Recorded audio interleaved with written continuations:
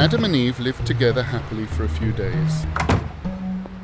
Being blind, Adam never had to see Eve's moustache or her crooked teeth or her bloodshot lazy eye.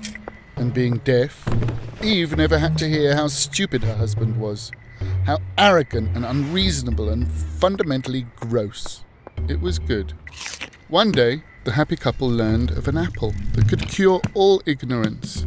Ignorant to the idea that not all ignorance is bad, they bit, and sure enough, they acquired absolute knowledge. Eve finally was able to grasp the purpose of suffering. There is no purpose. And Adam got his head around free will.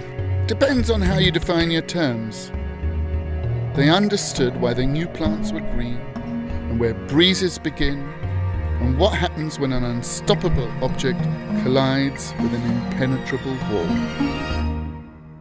Furthermore, they were cured of their blindness and deafness, and cured too of their marital felicity.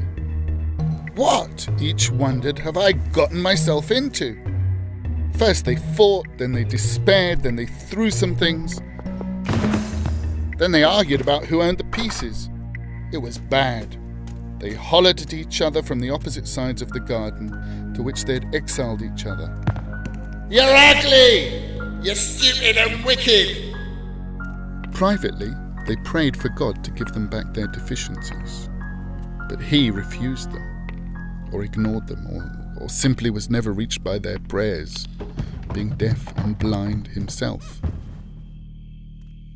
Neither Adam nor Eve cared about being right, nor did they care about the overabundance of beautiful things that could be seen and heard in the world. None of the paintings, none of the books or music, not even green nature itself was capable of providing any sustenance if they didn't first have happiness. Adam went looking for Eve one night as the newly named animals had their first dreams.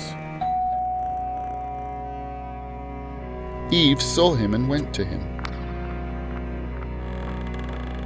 "I'm here," she told him, because his eyes were covered with fig leaves. He reached his hands out in front of him, feeling for her face. She told him, "You are wise and good." He told her, "You're beautiful," although she didn't hear him because her ears were stuffed with rolled up fig leaves.